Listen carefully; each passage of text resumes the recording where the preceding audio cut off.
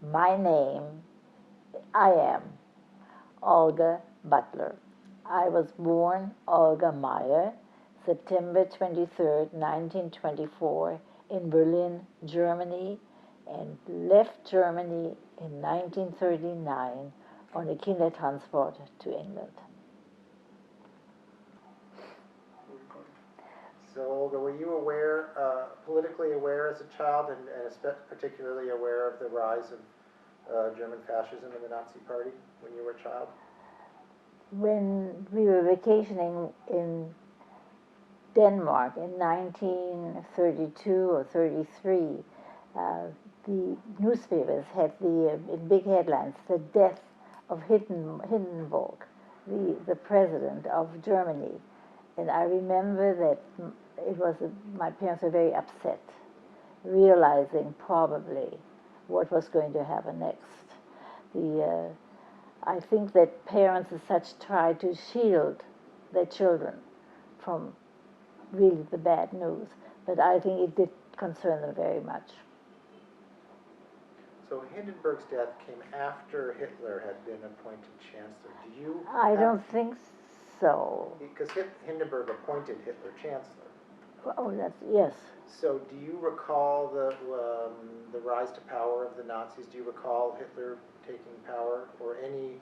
Do you recall Nazis in the streets marching or anything like that? Well, I do recall the Nazis marching in the streets, but Germany was always in a way anti-Semitic. I mean, I grew up that Jews were considered second-class citizens. So I was not entirely shielded from the thought of there is anti-Semitism. However, I did go to public school until late 1938. So it's sort of a mixed bag with what I remember and what really happened. So, what do you remember of maybe Nazi anti-Semitism growing up under the Nazi regime? What do you recall from any personal experiences with anti-Semitism? Really not too much. I think I led my happy life. I went to school, public lyceum. I had friends. I had a very close friend who was not Jewish. I was not as aware as I think I would be if I were to go up today. At this time, I would be much more aware of the anti-Semitism. It was sort of taken for granted. My father was not a German soldier, but he was a German Jewish soldier. Were you ever frightened? Were you frightened ever as a child of the Nazis? I was not. I had this wonderful supportive family, wonderful cousins with whom I was very close. I led a very normal life. And in fact, I always wondered whether that was I who felt this way. But my brothers, when I asked them much later, they said they felt the same way. Do you recall the passage of the Nuremberg laws in 1935? What I remember about them is that we had a housekeeper. We called her Mumpe. Erna was her name. And she could stay with our family because she was over 35, or whatever name it was the Nazis decreed, who could stay in a Jewish home. And Erna could stay, which to us was the best thing that could happen. And your father's business? Well, my dad was on the board of a coke and tar operations factory, Rüttgerswerke, and on the board of directors was really a profession at the time. And he had to leave the company in 1932. Now, that was of anti-Semitism, which I found out much later. But they were very gentle, made a wonderful separation agreement with him, which they even honored after the war. Did your family talk about leaving Germany? No. My father said, and my mother too, They were no. My mother would have left. My father did said this could not happen in Germany for very long. You know, the typical thing you hear, this country of Schiller and Goethe and musicians and scientists would never go for this for any length of time. And finally, in 1938, he too realized better get out. What persuaded him and convinced your parents that they needed to leave? The laws became much tougher on Jews. You know, children many schools would not accept Jewish children anymore. Things were closed to Jews. Jews couldn't travel here, do anything they wanted to do. I think instead of getting better as he had hoped and thought would be, it became worse. And do you have any personal memories of these restrictive laws against the Jews? Not really of the laws, much more what happened in the family, why we went, why we left, where we went to, but not I was only 12 and 13 at the time. Did you have relatives who left? Yes. I had a cousin who was much older than I was, who had studied in Madrid, and she and her husband went to Argentina. And then her parents, my mother's younger brother, went to Argentina. The others,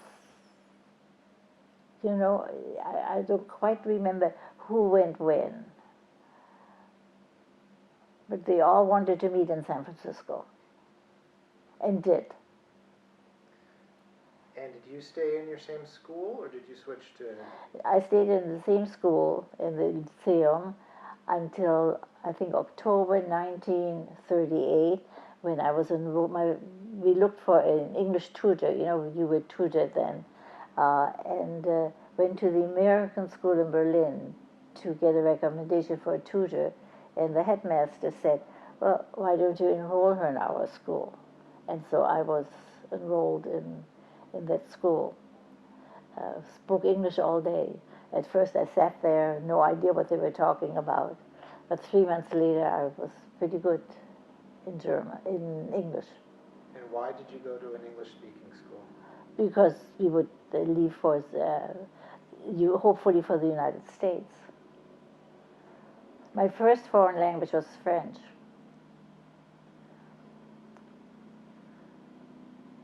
Did you have any relatives in the United States?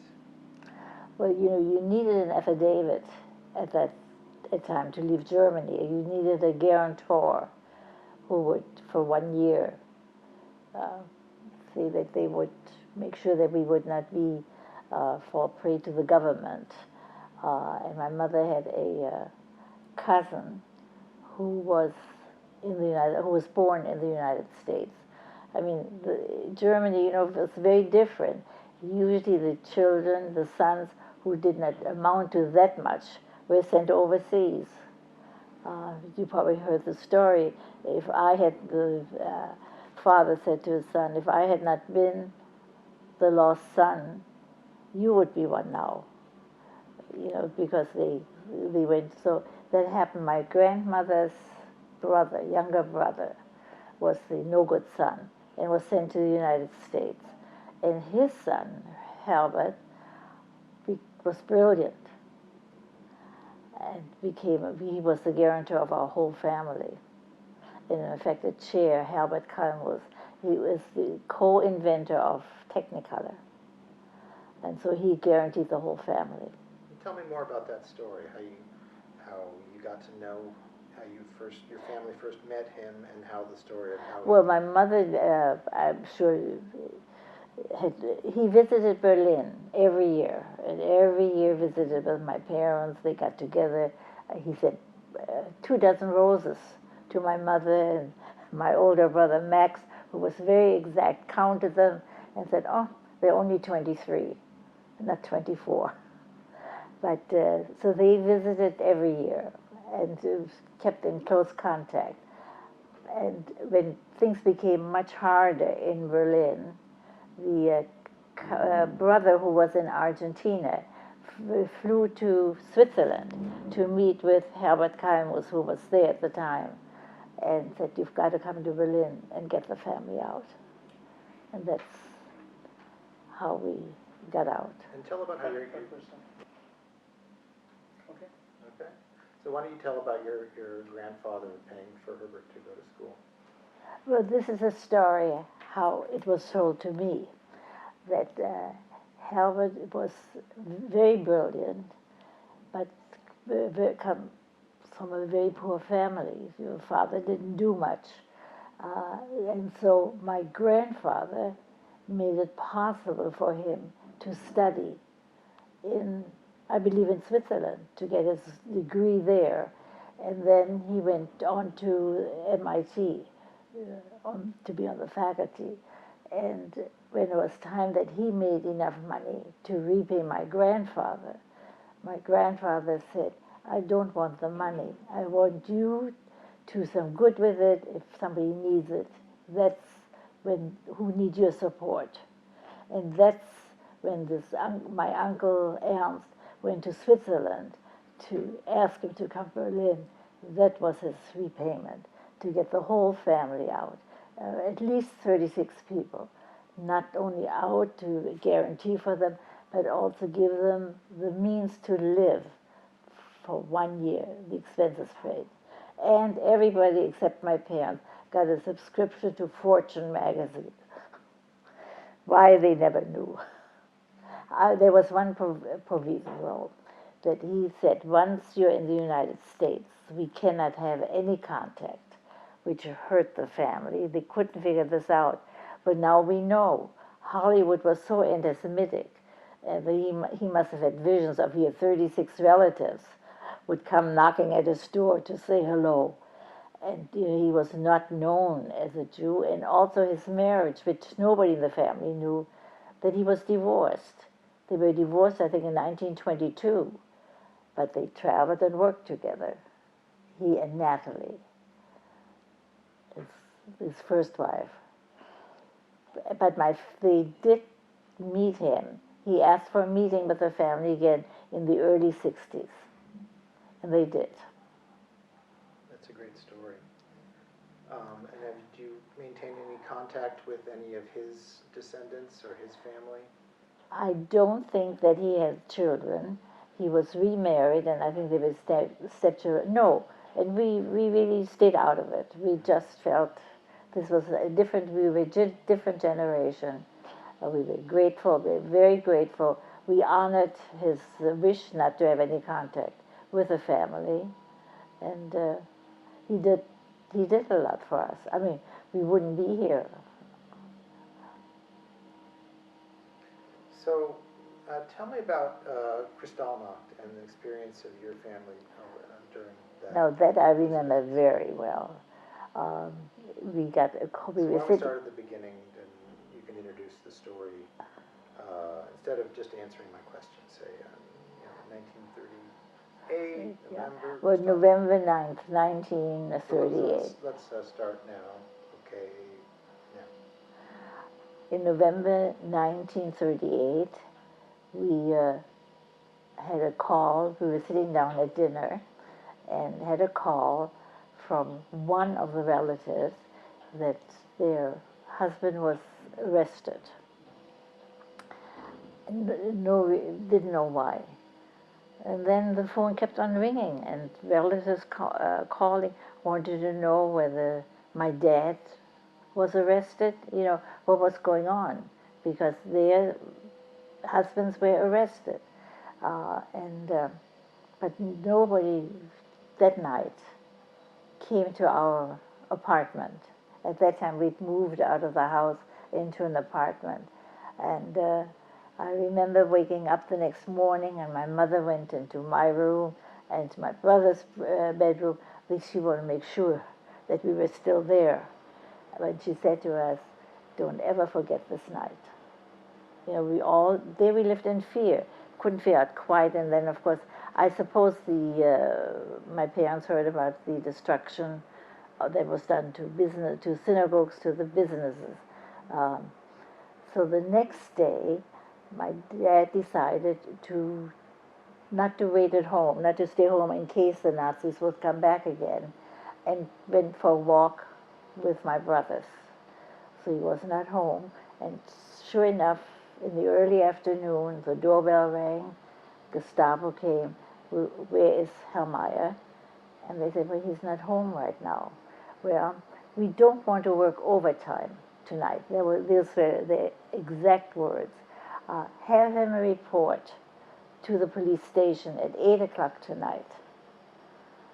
Now, you would think my father would not go to the police station, but he was so afraid that maybe if he would not be there, my brothers would be arrested. They were 16 and 18 at the time. And so, with his typical German punctuality, he was not there at 8 o'clock, but at 7:45. My mother took him there. And then my mother came home again. You know, we were all pretty devastated. One of her friends came over to be with us.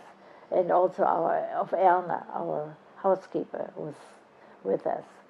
So we really didn't know what was going on. You know, it was a strange thing. And then all of a sudden the telephone rang, and my brother answered it, and he said to my mother, you know, Uncle Heinrich wants to talk to you. So that was strange.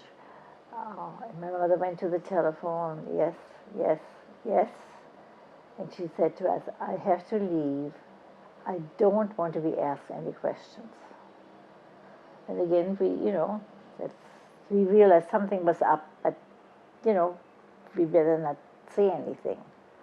And she left and took a few things with her, in a little bag.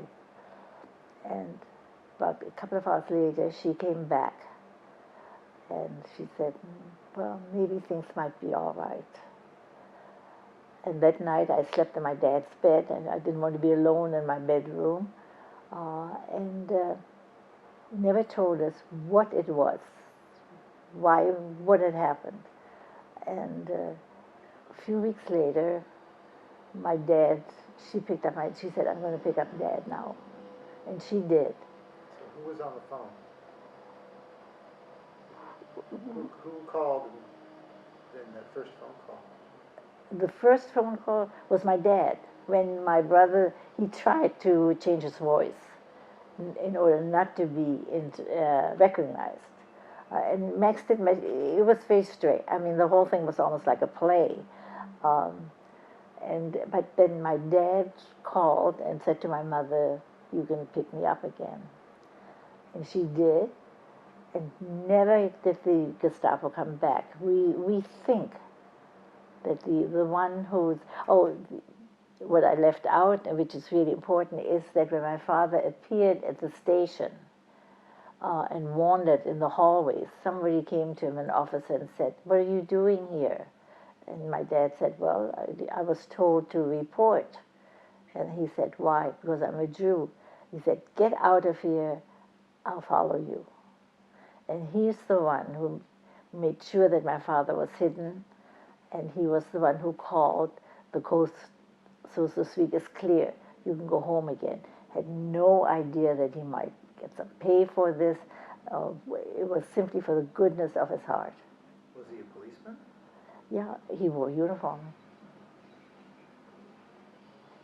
And I think that influenced my dad, that he always said, you cannot condemn all Germans. There are some decent ones. We said not too many, but it's true. How long was your father away from home? A few weeks. He was away a few weeks. Where was he? I think he was able to hide with some business associates during the day, but he also slept outside, I think.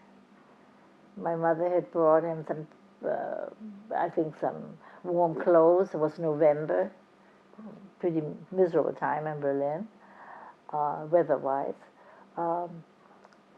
He managed to survive.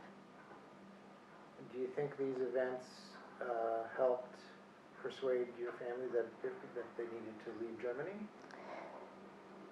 Well, it was already in the works. because the affidavit had been given, and the visa had been granted. And we had, during that time, in fact, the first or second night, we had a call from my parents' closest friends in London to say that they would guarantee my parents and the family to stay with them, to get out of Berlin. You know, so many things went on at the same time. My dad's escape from the Gestapo, my parents making applications for my brother Herbert, who was 16, I was 14, to leave Germany on the Kindertransport. You know, England guaranteed that, and for my whole family to get out to go to England. It was all about the same time. And of course, it was all saved our lives. Also, the family in England, London, the Gottschalks. So tell now about your leaving Germany to go to England. Well, you know, we were not asked. Herb and I were not happy about leaving. I mean, you know, we didn't think we would ever see them again.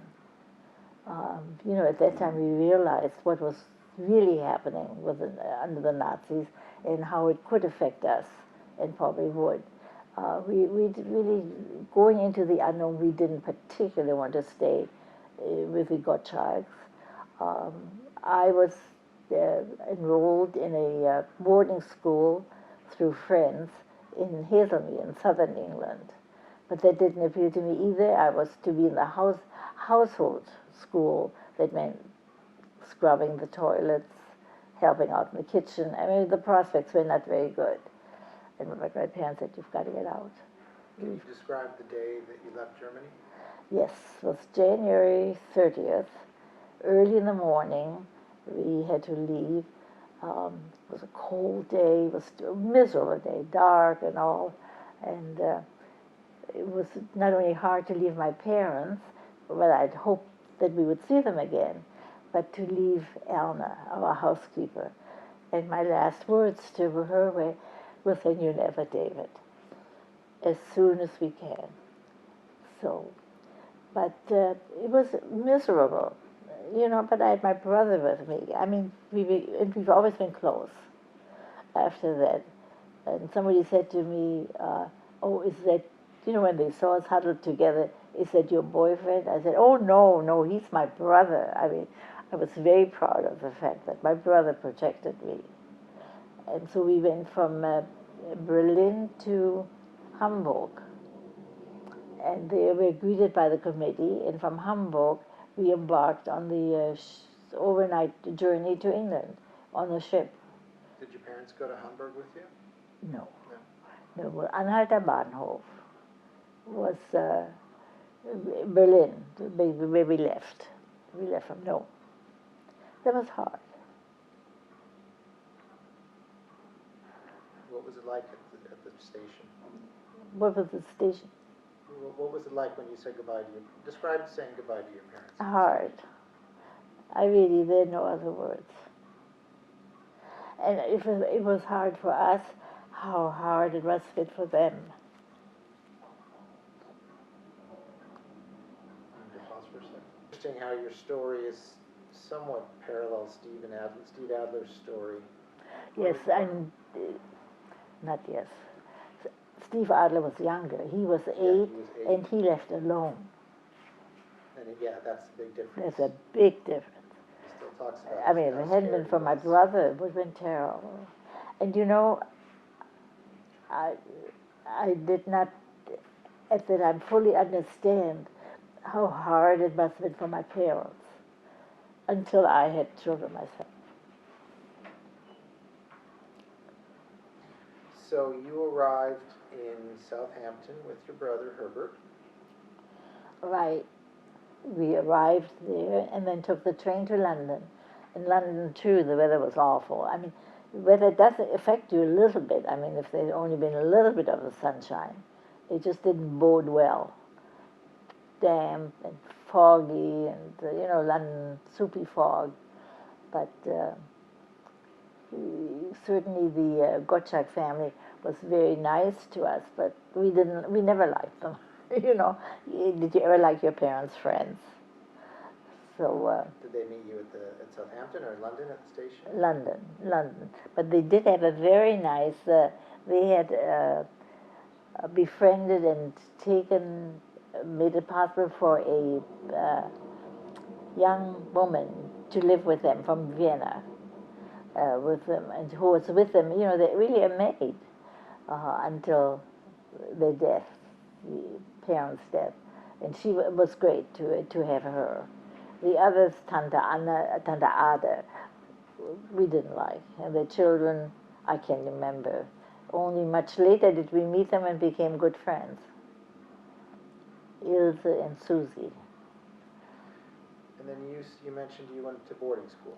To boarding school in Hazelmere, southern England, and I was there. How was that possible? I don't know. I'm trying to think. Oh yes, of course I was in England when the war broke out between Germany and England, in Europe, not yet the United States, and we had to wear gas masks going to school, because I lived, and I was very happy not anymore on the school grounds, but in another little town, and we had to walk across the heath to get to the school. Tell about your experience at the school. It was very difficult because I had no interest in kitchen work or in cleaning up. I mean, I wanted to be really in the school part. The school, this particular boarding school had a school with students, then it had a household, really like a maid or janitor, and a farm. And the reason I was there was the daughter of friends of my parents was at that school. She was the secretary to the headmistress, and she was terrible. She was a snob. She could have certainly been a little bit friendly to me and realized how difficult it was, but she didn't. And frankly, we carried that dislike throughout her lifetime. And it went down to the family. My brothers wouldn't have anything to do with her, and my cousin in England not either.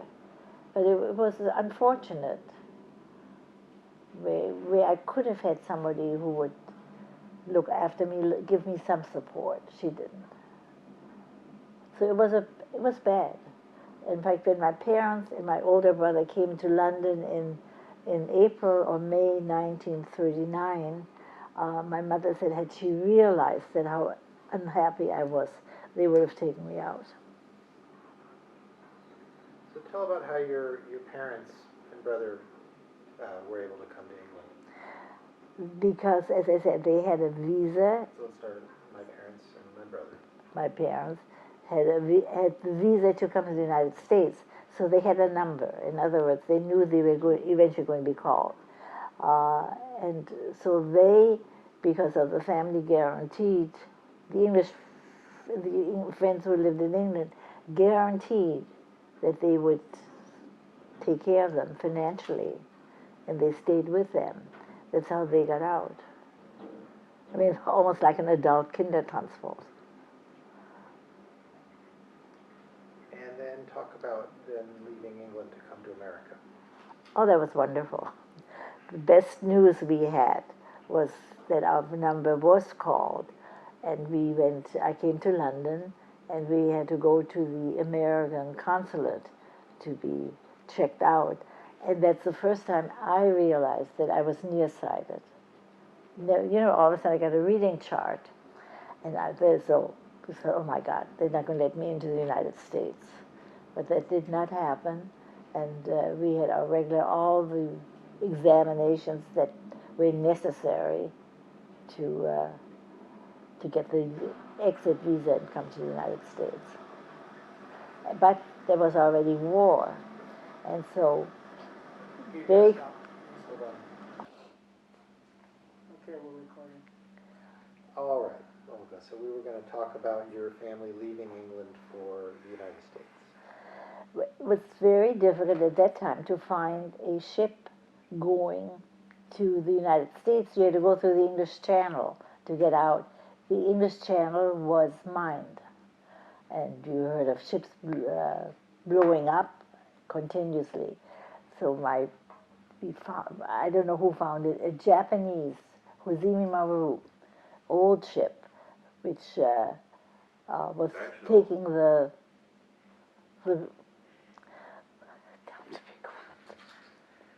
You've been good so far. All right, let's speak of your start. Tell about the Japanese ship. It was very old, and the captain would say, very old, very slow, very sorry. It was very nice. But the weather was terrible, December 2nd, and of course the ships were all, so many were mines, so we were afraid. It took us 2 weeks to cross the channel, which would have taken a few hours. But they had to be so careful, they had to be sweeping the mines as well as they could. The weather was awful. We were all seasick, terribly sick, except my dad. Why? But, so, it was, all I remember is the terrible weather, terribly old ship. But we were all together, which that was really wonderful. And I kept on going around saying, I'd rather have the flu than being so seasick. And of course, once we were across the Atlantic, from one moment to the next, you're not seasick anymore. We arrived in the United States. My mother had a cousin, Albert Kay, who was a pediatrician. I don't know where he was an American citizen. He greeted us at the ship as we landed in New York. And what was his first question? How do you like America? I think that's what most German refugees were asked. And we stayed with our uncle, my mother's brother. In New York at first was difficult too, but we were out. How long were you in New York? My parents were there until the following spring. No, and I was there until June, until 1940 in New York, and then left for Evansville, Indiana, where Hayes put up my family. My dad, they never wanted to stay in New York. Their goal was San Francisco. And, it's in so many families, one brother, one made a living, the next one came, and the next one came, and the next one came. So eventually, and then one brother was in Shanghai during the war, and they joined the family. So it was wonderful. So when did you reach San Francisco? Leave San Francisco? When did you arrive in San Francisco? Late December 39. December of 39. Mm-hmm. War had broken out in Europe. So you arrived in New York in December 39, right? Right. And then you went to Evansville. Well, to New York first. New York. To Evansville. Somehow I stayed in Bloomington, Indiana, with my aunt and my cousin. Part of that family was in England. Everybody was somewhere else. And my parents were resettled to Evansville, Indiana. The one spot they always said, we don't want to be there because it was right at the Kentucky border and hot, very hot. But, and I went to high school then in Evansville. Central High School, rah, rah, rah. What year did you arrive in San Francisco? In 41. 41. Yeah. I had 1 year, as I say, in Evansville, and then left for San Francisco. So you lived the rest of the war in San Francisco? I went to Berkeley. Mm-hmm. I was 1 year in Indiana. I was in Indiana when war broke out in 1941. So I left in 42. And describe living in wartime. Were you aware, were you hearing reports of what was happening to the Jews in Europe? No. We had no contact, but absolutely no. My father's brother was in Berlin and his family, and my father was very protective always of his brother. because they were brought up by the foster family. He was 2 years younger than he was. No, you did not know about it. You did not have any contact. But that was because of the war. I had no idea. And in San Francisco, we were considered enemy aliens and had a curfew. Had to be home. You know, there was this terrible fear of foreigners, especially Japanese, of course, after the war. But we were all under... I needed a permit to go from Bloomington to San Francisco to travel. I took the bus to join my parents. So what happened to your uncle who remained in Berlin? Concentration camp and death. He had 2 daughters. Both of them got out to England. One quite early, and then she went to the colonies to work as a, I think, dental hygienist, and was then married. And her younger sister also came out on the Kindertransport, but not with us. Let's take a little break here. Okay, so tell about how you first kind of started hearing the news of the Holocaust and the fate of the Jews in Europe. We did not hear about. I don't think we heard about it until after the war. My parents' concern were my brothers, who both were in the army, in the American army, one in Germany and one in the Pacific. One a paratrooper, it was a very rough stuff. But, when the exact news came, I really don't know. I know that my father had I'm sure, a hard time. His sister survived. She was saved by German farmers in the country who took care of her. And she visited San Francisco later on once. But the concern was really, at the end of the relief almost that my brothers survived the war and to start again a family life. I think when my father heard that his brother was and sister-in-law were killed, I don't know. So tell me again about the fate of some of your relatives who remained in Germany. Well, the one I'm so aware of is the immediate family was on my mother's side, they all got out. Her 4 brothers and families all got out. On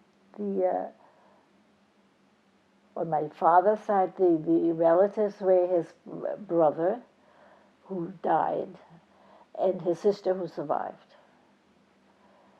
And the others, most of it, as I say, he did not have a large family. Family life was my mother's family. And they all, I think most of them survived. Did you ever find out how or where that your father's brother perished? I must have, I don't recall really. Somehow I think Theresienstadt, but I'm not sure. And his 2 daughters, I visited them I can't quite remember the year. I went to London. Steve, at that time, our son Steve, was studying took a summer off was studying in Paris. And so the idea, I was going to visit him, but I first stopped in London to visit my cousin Barbara, and I had not seen her ever since Germany. And I wanted badly to see that family because, they were alone. And her sister was retired at that time and lived with her husband on Ibiza. And so Steve and I went there. But I think she had a lot of resentment that my father survived and her father did not. Have you been back to Germany since you left? We went with Music of Remembrance. And Why don't you give that whole, so you went to Germany. We went, I was in Germany twice. The latest one was Music of Remembrance about 5 years ago. And it was interesting. I had always said, and my brothers had said the same thing. The German government invited refugees to visit Berlin or their hometown, and they would pay for all expenses. And neither of my brothers and I accepted that invitation. I did not want to hear how Germans are sorry they are. It was not, I would only go on my own. And so Henry and I joined. Of course, we've been very involved in Music of Remembrance. And they started out the trip in Berlin. And it was a good experience, very different. And then we were asked to come back, I think 3 years ago, to the Jewish Museum in Berlin. The archives director had been here, and he wanted us to speak to the German students of high school age who were going through some of the archival material and to talk about that in German. How's your German? Well, my German is, it's for things that happen to me in Germany is fine. But anything in the United States, I only know the English vocabulary.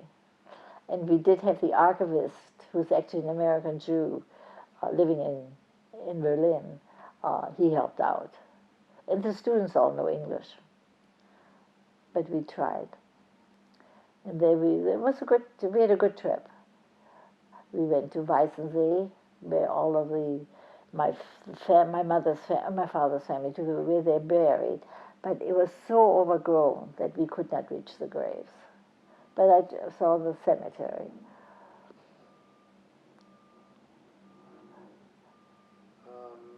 I'd love to hear your entire history of your life in America, but I think we don't have time to go through all that because there's so much to talk about there. So instead, I'm just going to ask you a couple questions. Have you experienced anti-Semitism here in the United States? We lived very close to the Sandpoint Country Club in View Ridge, who did not, when we moved there, accept Jews. I mean, there was no one. We knew that Lawhurst did not accept Jews because a good friend of ours, Ray Dance, always was refused membership in the country club there. Henry and I took a walk once. We had looked at houses, and we passed a house just at the edge of this country club, 75th Street. One was not country club, the other half was already. And the owner, somebody came out and said, "Oh, you people wouldn't be interested in this." Well, we knew what you people meant. So yes, in a way, but too, we realized that there are certain areas, Broadmoor did not accept Jews. So that was the extent, I think, that of our experience, was the housing. What about when you tried to get the job at McGraw-Hill? Why don't you tell that story? Get where? McGraw-Hill? Oh, I had just, how do you know all that? I read your story. You know more about me than I do. McGraw-Hill, I had graduated from Berkeley in a sort of a degree which meant nothing. It was right during the war. I graduated in 1945. So it was just, I was one of the very few German Jewish refugees who was able to go, of my generation, which was able to go to college. And that was very meaningful to me, that I had a college education. Not that it led me too much, but my first job, I got a job at McGraw-Hill in San Francisco. And I started working there, I don't know, the files or something, some low job. And after working there 15 or 20 minutes, the personnel manager came out, and she said, "I don't think it's going to work out. And you better go." I was absolutely sure there was anti-Semitism. They did not want to work there in San Francisco. So and then my parents experienced it, wanting to go, take a few days off was after our wedding, to go to Yosemite. And they were told in one place, "Well, we don't take Jews." I don't know whether they knew my parents were Jewish or not, I don't know. But It was really in housing and in vacation spots that we thought of anti-Semitism.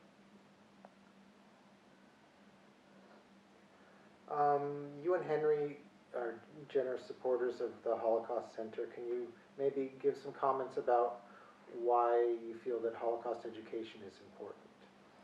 Talk about Holocaust education.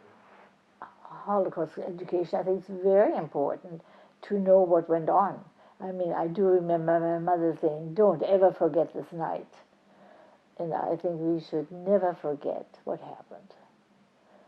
And the only way that we've done is through stories, through education, through experiences in maybe traveling there. I mean, what Germany does today, what they've done in reparations, my parents could lead a very comfortable life in San Francisco because of the German reparations, and my father's firm honored his and my mother's as a widow benefits, which is, I think, unheard of.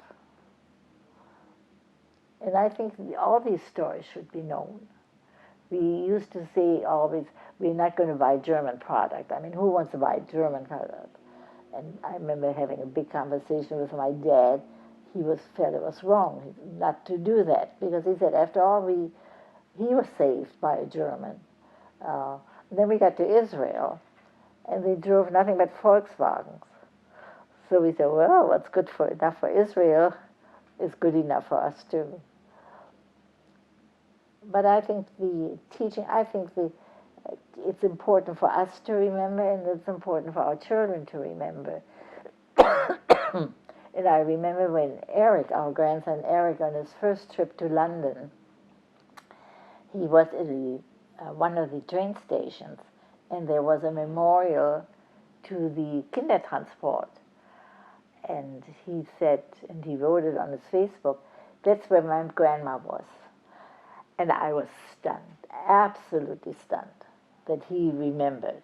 I thought, well, something does rub off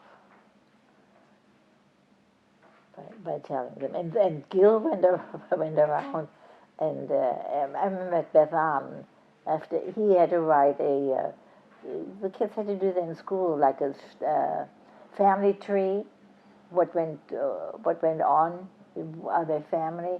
And he told somebody who's sitting next to him, "Oh, in this family, my family is here because they were saved by a cousin."